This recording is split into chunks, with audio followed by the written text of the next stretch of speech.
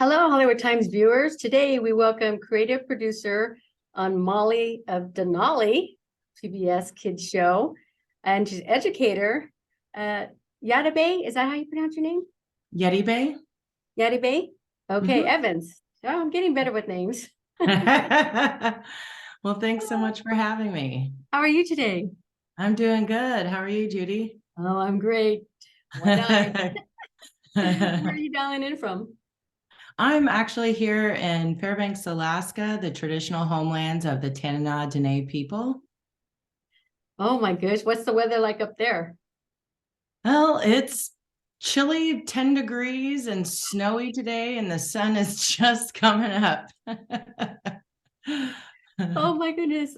So are you a native of Alaska? I'm Atna Athabaskan. I'm from the village of Mentasta, which is sort of near the Token Alaskan, or I'm sorry, the Canadian and Alaskan border near the city of Tok. Oh my goodness, must be an amazing life you've led. It's been incredible, and I've had some wonderful family members and role models. In our traditional way, we introduce our matrilineal side. So my mom, Donna Galbraith, is Atna Athabaskan, also from Mentasta, and she has really done an incredible job being a leader in the field of medicine. She was the first Athabaskan doctor and continues to lead the way, not only here in Alaska, but across the country as she's been involved in Indian healthcare. And my father is Jeffrey Mann, who is from Massachusetts, and he has been a teacher and a principal and an all-around amazing dad who has been a dog musher, took up a lot of our culture and traditions here, and ran the Yukon Quest several times. Wow, that's impressive. Yeah, Oh, pretty amazing parents. good for you. That's amazing. For our viewers out there, if you don't know, there's this amazing animated cartoon series called Molly of Denali. And it's like it's got this great Molly of Denali. Not that I could sing, but I just love it. I'm glad I had grandkids so I can watch these shows. Right? I would Yes. watch them without them. But for those of you, it's a groundbreaking Peabody Award-winning animated series on PBS KIDS. And they're going to be kicking off season 3 with a trio of new episodes in honor of Native American Heritage Month, which is this month. And it's going to be starting next Monday through Wednesday. So let's talk about your thoughts and choices that went into these newest episodes. Sure. So, our very first episode that's airing on Monday is titled Homemade Heroes. And it's one of the fun ones. Well, they're all fun to work on, but Homemade Heroes actually encapsulates comic book superheroes. And Molly and Tui are reading comic books and having a lot of fun, and they see that there are no Alaska Native superheroes in the books that they're checking out. And so they decide to make superheroes of their own. And as they get involved in the creativity and artisticness, they share with Oscar and Vera their new superheroes. And Oscar and Vera encourage them to submit it to a cartoon contest, a superhero cartoon contest. And all the kids want to participate, but they can only submit one submission. And so the episode will share more of whose submission gets forwarded to the contest and what happens. But in the creation of that, we had Chad Yellowknife, who was our superhero artist, and he created all of the superheroes that Molly, Tui, Oscar, and Vera come up with. And it was really an amazing process because it's a new type of style for the series, new type of style of animation. And his drawings are just so incredible, and you can see both the reflection of our indigenous belief systems and, his incredible skill set within the designs. They've been so amazing so far. I can't imagine it being something even more astonishing. Right? Wow, this is definitely adults.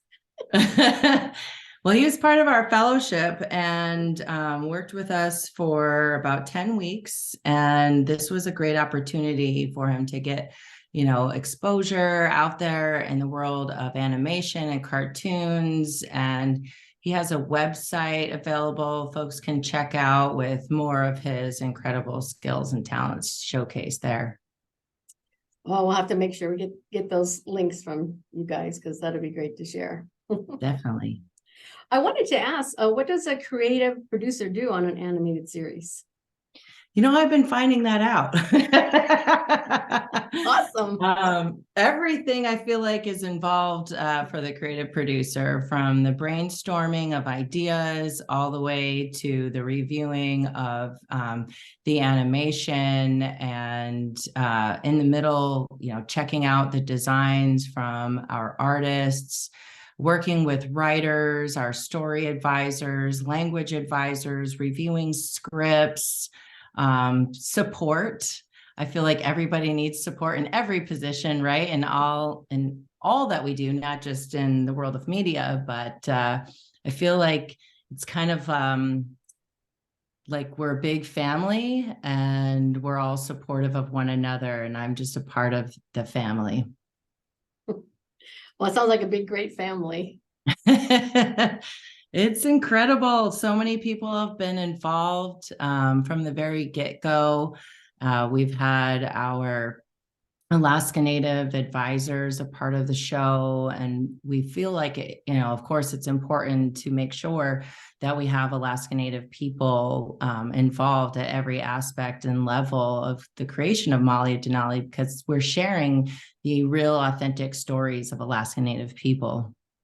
Yeah, so they actually come from folks that talk about things that they've done in their life there in Alaska. Yeah, the stories are, real lived experiences by our elders and different folks that are involved. The writers have had experiences, and of course, we make it relatable at the children's level, so that some of our stories, like Molly and Elizabeth, which talks about discrimination and racism, and shares Elizabeth Paratrovich's story, who is a civil rights advocate from 1940s. In order to make that relatable to children, it's quite the feat. But working with Vera Starbard, who's the writer of that episode, was incredible. And we had an amazing group of teammates all contributing. There was over 40 Alaska Native and Indigenous people contributing to that single episode. Wow. Like, how do you get all that together?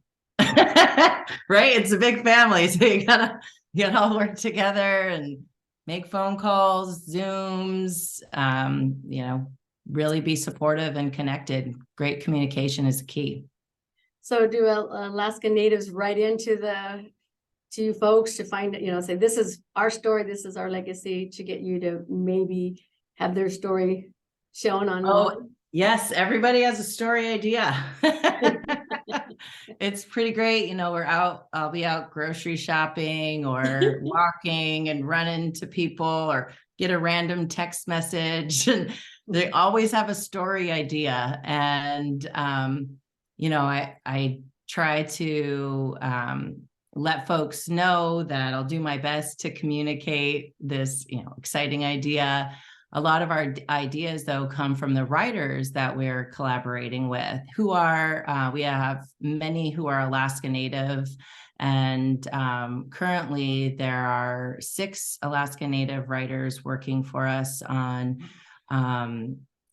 a project, and we just finished the Ready to Learn shorts, and working with the writers to create the shorts that will also be premiering on Monday has been incredible. And they're 3-minute shorts, so they're after Alma's Way on PBS, and depict the big gathering, which is what we call it in the RTL shorts, but in real life, it's called Alaska Federation of Natives. And it's an opportunity for people across Alaska to gather together and learn about the critical issues that are facing Alaska Native people, our lands and animals and fish and plant life. And a lot of political action comes from Alaska Federation of Natives. And so you see in the shorts how Molly and her friends are all getting ready to gather. And it's a lot of fun. So what's it like when you get to, so I guess they like draw it out, right? And then they do animation and then you get to see it. What's it like after from the beginning to the end, your experience? Well, it's been quite amazing to go from imagination of the writer and in written form, written words, and then having the artists sketch it out in black and white and look at the designs, kind of without color, of course, and then add color. And so at every step, we're all reviewing together to make sure that it's accurate as possible and that we're reflecting the cultures and backgrounds of our characters. I remember, I'm pretty sure it was January or February 2019. I go to the TCA, cover that, and that's when they introduced the cast and stuff, and it was just amazing. I was hooked from that point on, and to know that it's still going strong and it's going to continue to go strong. It's so amazing, all of the, what you touch on, and especially what's on, you look at it, you're like, this is Alaska, you can actually I want to go so bad just from watching this show. You should come. I know, I want to, and I want to get out there and start traveling. So maybe that'll be the next one to come up there and see. And I was watching one episode, I don't know, a couple of weeks ago with my grandson, and it was about a game called, I'm probably pronouncing it wrong, but it was like Annie Eye Over. Is that kind of pronunciation? Eye Over. That was so fun. He said, Grandma, I want to do it. I said, I know, but we have a tile roof. I don't. It was so fun. Was that a game that's something that you did too when you were a kid? I personally hadn't played that game, but some of our advisors have, and it was really fun to bring it to life in animation and see the fun that even our elders in the show, our characters, were able to have, and seeing them play alongside the kids was incredible, and the energy that they shared through the animation was really fun to watch. I'm not sure if this question is for, we do have a couple of women on with this. I'm not sure if this is for Laura, but are they going to be adding extra characters to Molly as time goes on? Well, we're always thinking about new ways to, share our stories. And so we have hopeful anticipation of creating a new character, and we'll just have to wait and see who that becomes. Ooh. Okay. You heard it here, folks. Oh my goodness. I always love about the good stuff that's going to be coming. I'm excited. So excited about season 3. So you think you might have episodes where you have like a celebrity from Hollywood that happens to be filming up there? Will there be something like that ever, I think the possibilities are endless. There you go. Okay. Oh yeah, George Clooney comes to Alaska. That would be amazing. I think the more people that hear about Molly of Denali and want to support the efforts that we're creating and help to share the authentic, real stories of Alaska Native people, I think the better. And there's a lot of people that come to Alaska for the very first time because it seems so amazing to people to know that it's kind of like a fantasy, I feel like, for folks who don't live here. And often people actually are quite surprised that we live pretty similarly to those who live in the States. And but the running joke is that if somebody asks us about how we get around and things like that, we ride our polar bears to work. Oh, well, I know only from seeing movies or seeing, things on PBS and different shows, National Geographic, that, there's a lot of places where you can only get to by boat, by like planes, and little planes. And it's like, have you had to experience that? Yeah, it's I've only been able to really travel to Juneau, which you can only reach by boat or plane, and that's our capital of Alaska. So I had that opportunity one time, but I would love to be able to travel out to some of our rural villages and be able to see the land and meet people. Folks come from all over Alaska to the big gathering, Alaska Federation of Natives. And so I have friends in, many different villages across the state, but my hometown, my home village is on the road system. And so thankfully it's easy to access, and it's about a 4.5, 5 hour drive from Fairbanks, and able to see family members and get out on the land, pick berries, go hunting, and, just reconnect. Yeah. What did you and your family do during the quarantine? Whew. Right. I wrote a whole list of opportunities on the wall for my children. Tried to make sure that we had plenty of time outside, because it's really easy to just stay indoors, of course, and be on technology all day. But I think it's important to connect with the outdoor elements, let the breeze hit your face, see the sunshine, allow that warmth to touch you. In the summer, we have the midnight sun, and so you can be outside for quite a while. How cool. And it's such a stark difference to the winter time when it was more challenging, and definitely had to come up with lots of games and activities. I even tried to get my kids to learn sign language. Jeez, that's a good one.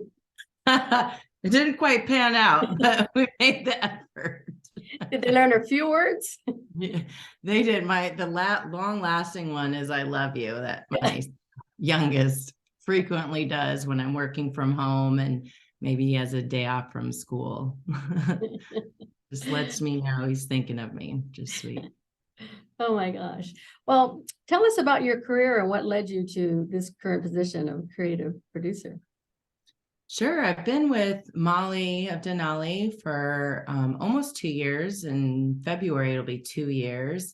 And prior to that, I was Alaskan Native Education Director for our Fairbanks North Scarborough School District here, and was in that position for about 10 years and worked with over 2,000 kids every year and their families, and supporting their educational and social emotional needs. And throughout that time, I got to learn about a multitude of cultures as I'm, supporting people from all over Alaska.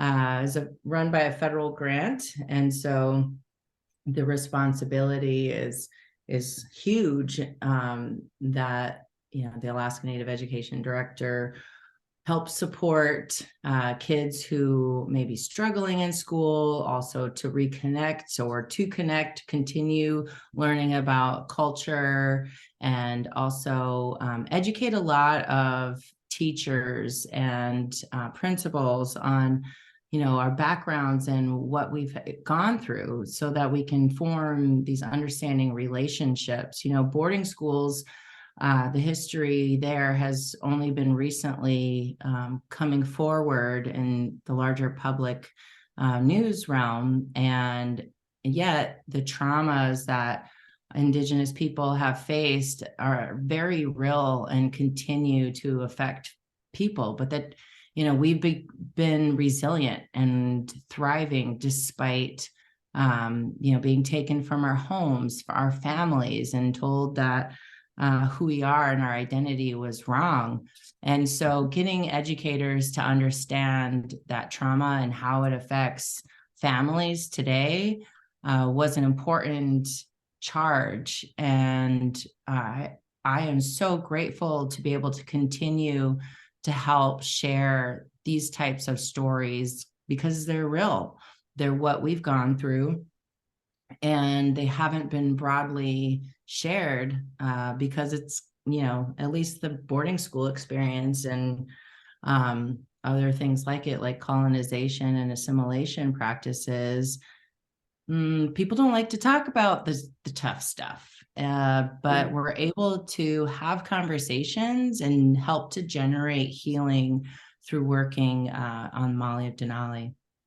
Oh, that's great. So how can our listeners, get involved with things you're talking about?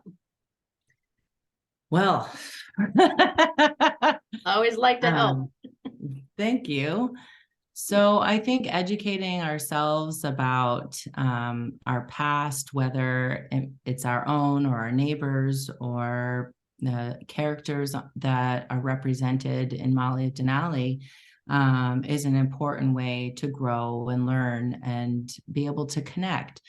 I often have shared that when we think outside, we go outside of our comfort zone, think outside of the box, and say hello to somebody that maybe you are uncomfortable with because of whatever unconscious bias you might have. And I mean, obviously you don't even know it because it's unconscious, but if you're a little bit scared to say hello to somebody, I would encourage you to do that. Reach out. We're all human beings and we all can connect on a heart level. And one way that I have really enjoyed doing that through the show is by continuing to share our Alaskan Native values, which are part of each episode. And when we recognize that, across cultures, across different populations and demographics, that when you look at the deep values that we have as human beings on the inside, we often carry the same weight and importance of value of our own humanity. And that's where we can really connect together. If you're interested in supporting, the boarding school efforts, there's the Healing Boarding School Coalition that you can check out and find out more information. There's lesson plans, curriculum, and you can also support your local PBS stations and supporting the Molly of Denali show and finding out more through our stories.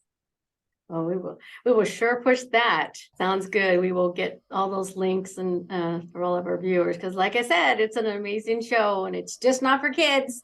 But if you've got the kids, then you sure should get the kids watching it, because it's very catchy. Every story that I've seen them are so well done. Congratulations. Thank you so much. This has been really a joy, and I'm grateful for this opportunity to share so much. And I'm also thankful that you're a fan, you and your grandkids. It's awesome. Big time. Yes. And like anytime I find something that's written book or something, I go, we got to get that, just to share stories, because she's just amazing, all the characters. And my grandson really likes Suki. Oh, awesome. He goes somewhere, he sees a dog that looks like that, and he's like, there's, and he always wants it. And my daughter-in-law's like, no more stuffed animal dogs. I said, I had to. Because you just want it for yourself. Right. Well, we do have a new merch store that's coming open on Monday, or maybe it's the 10th. Anyway, this coming week, and folks can get new Molly swag on the Molly merch store. So for big kids too? Yes. It's pretty exciting. And for babies, there's a little onesie available, and there's an ornament. Oh my gosh, I love ornaments. How great. Yeah. We'll have to get a link for that. That's amazing. Thanks for sharing that. Definitely. Thank you. Oh my gosh. Well, do you have any closing words for us? Well, I'm just so grateful for the opportunity to be a part of this incredible team. And we're going to continue to speak the importance of children seeing themselves reflected in the larger media, and showing kids that everybody deserves to be seen. Oh, very well said. Well, we appreciate you taking the time to visit with us, and we look forward to hearing from you soon again. Thank you so much. I appreciate your time, and have a wonderful day. Thank you. You do the same.